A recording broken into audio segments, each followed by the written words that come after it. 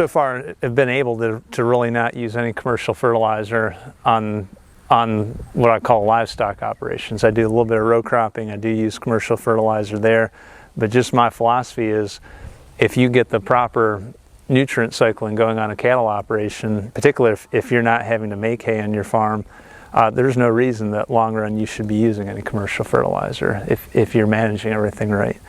Again, I do use commercial fertilizer on the crop ground that I rent.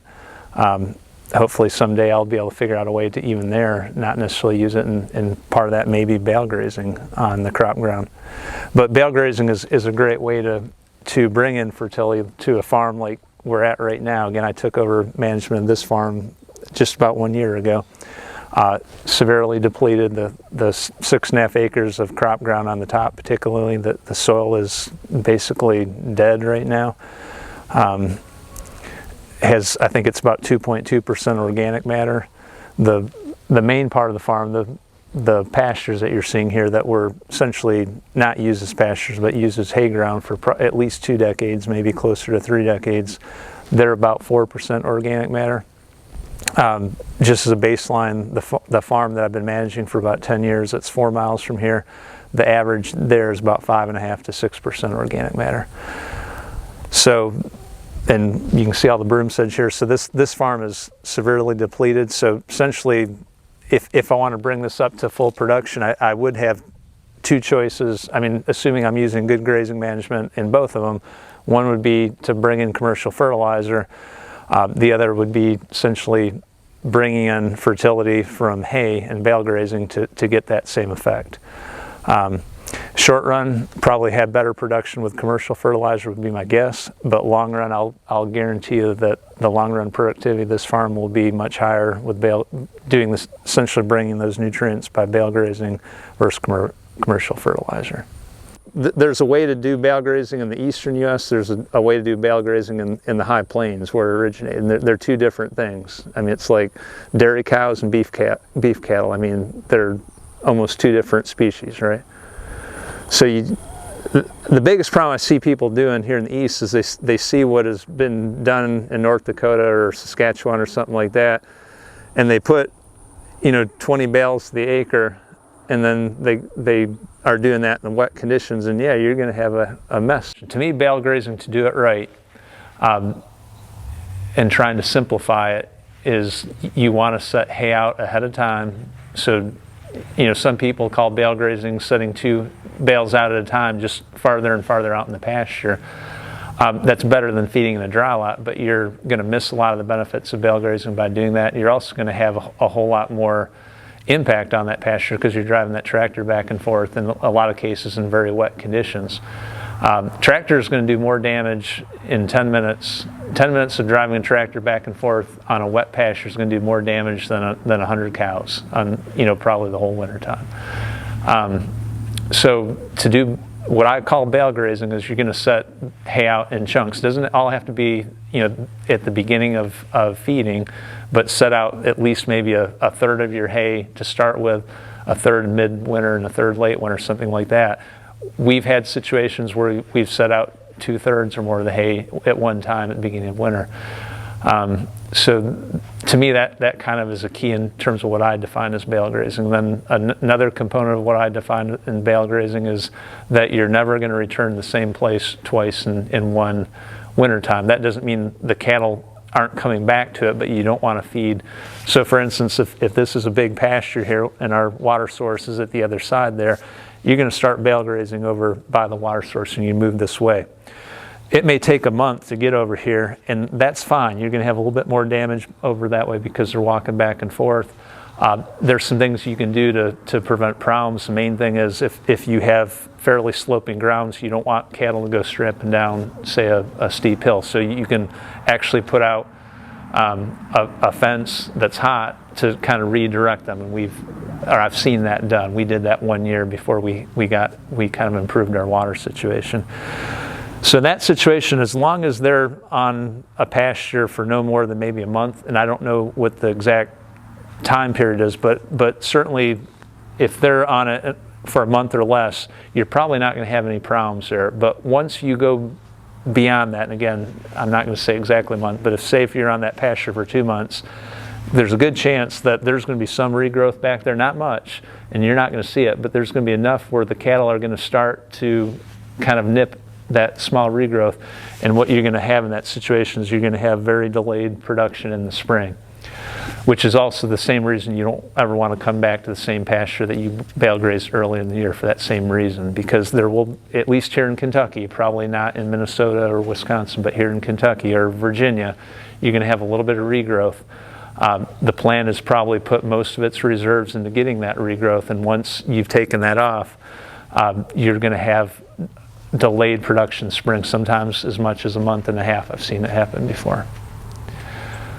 The other thing I guess I would say with bale grazing is you set it up so that your labor is going to be significantly reduced from, say, feeding conventional. So that usually isn't a problem, but you want to think about how can you, on your farm, how can you set it up so that you can very efficiently move fence, and if you're using rings like I do and most of the people I work with, how can you set up the hay that you're setting out so that you're only going 50 feet to the next bale rather than 150 feet. And one thing we talked about is set up your hay in a line rather than true checkerboard fashion, or maybe 2 lines if you're using, in other words, whatever the number of hay rings that you're going to use, set out essentially lines for those hay rings. So you're going straight down rather than going this way, then this way. Long run, so the next year you wouldn't feed in that same pattern, you would move those lines around. So long run, you're going to kind of get the same distribution as you would in a true checkerboard fashion, but you're going to be a whole lot more efficient in terms of your labor by setting it up the way that we just talked about. So one thing I see, one big advantage bale grazing has over, say, importing nutrients through commercial fertilizers is those are there to a large degree long term. In other words, you're bringing a lot of nutrients. They're going to kind of accumulate over time, and in other words, if you're spreading commercial fertilizer, you're going to, at least nitrogen anyways, you're going to have to do that every year. With bale grazing, long run, you're building up essentially the organic matter of your soil. You're increasing the amount of nitrogen that's mineralizing every year. And so essentially, long run, you're getting the point where even if you stop bale grazing, you're still going to have those benefits. Versus commercial fertilizer, nitrogen, you're going to have to keep applying those. So the reason we started bale grazing was simply because we didn't have a tractor over there. I had a friend that had a tractor 2 miles down the road, so we could set out, hay at one time, but it wasn't like I was going to borrow his tractor, 2 or 3 times a week.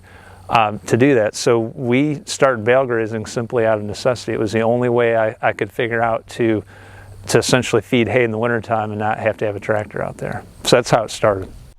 We've been talking about soil health and compaction, and the thing, at least a third of the benefit from bale grazing is my tractor doesn't touch these fields from December through March. No tractor. And so I don't have any ruts or any compaction from that. Now, on the paddocks that are ahead, I'll pick and choose my days. I'll pick a good frozen day in January and put out another 2-3 weeks of hay. I'm always watching the weather forecast out as far as I can. But again, we typically use hay rings. In that situation, you're not going to get any more waste bale grazing than you would using that same hay ring feeding conventionally. In fact, I'll give you a situation where you'll have less waste. So if you're feeding conventionally and you're in a muddy area and you're setting a new bale onto muddy hay, I can guarantee you're going to have more waste there, because the bottom of that hay bale that you just set down is going to get wet, it's going to get muddy, and they're going to end up wasting more of that than if that hay was set out in a dry area like you're doing with bale grazing. Hay's, this is fairly expensive hay. It's $40 a roll plus delivery. I think it works out to about $90 or $100 a ton delivered. It's good hay, but I don't want to waste much. I want that going through the animal, the steer. The fertilizer I want to see is coming out the back end of that animal, and that's all I'll say there is, why would you want fertilizer that's not being transpose through your animal, and it's actually better fertilizer coming out the back end of those steers than it is like this. It'll cycle quicker. Right around here we were grazing a bale, and probably, you know, some of the clover in a kind of a circle where I had seeded, and then the fescue, I think it tends to come up right through where the bale was sitting, because the bale's been eaten down to almost nothing, and then the fescue comes up right through that. So you got a little band of clover around, then you got fescue in the middle, and probably a little bit of weeds where we had some damage, some compaction. When I saw that there was some damage, I was scared to death, but I just don't think it's sustained damage. I don't know how to explain it, but I don't think it's real compaction. There's a little bit, you know, you've got the ring, and there's a little bit of mud, and then that's it. My opinion is compaction is not an issue if you only feed one bale there and then you get away. I never ever feed two bales in the same spot. To me, if we're trying to boil it down to one thing, the best or the most lasting way that I think you can improve the resiliency of your farm, it doesn't matter if it's cattle farm, a row crop farm, is building the organic matter of your soil. So if that's on typical pasture ground, if you take it from 3.5% to 5 or 6%, you will do wonders for that farm in terms of productivity, health of the cattle, you know, resiliency towards a month or two of drought in the summertime. Just the list goes on and on. That if there's one thing that I would say would be the key to building resiliency is improving your organic matter.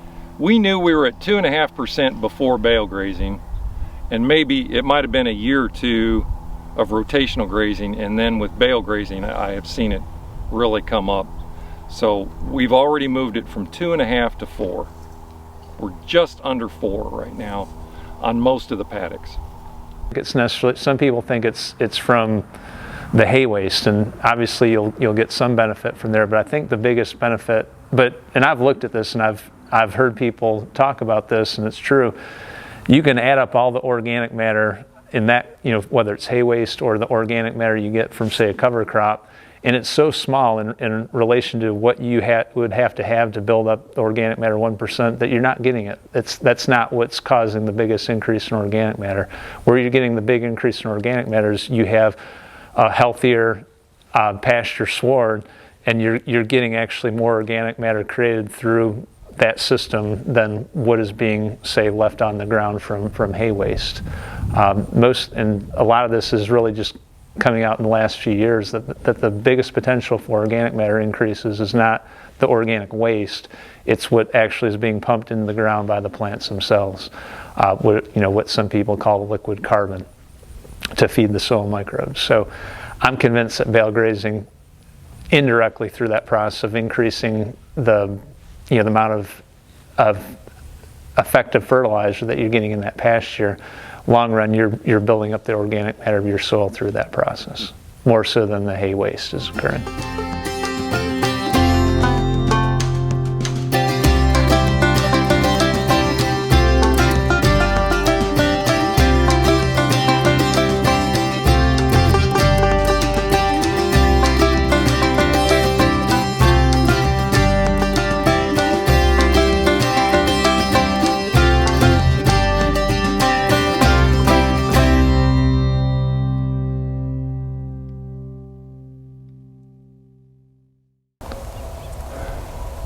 Get you laying in the grass, Greg. It's just such a scenic view there. He's actually standing up. That's how high the fescue is. I'm checking out the organic matter, actually.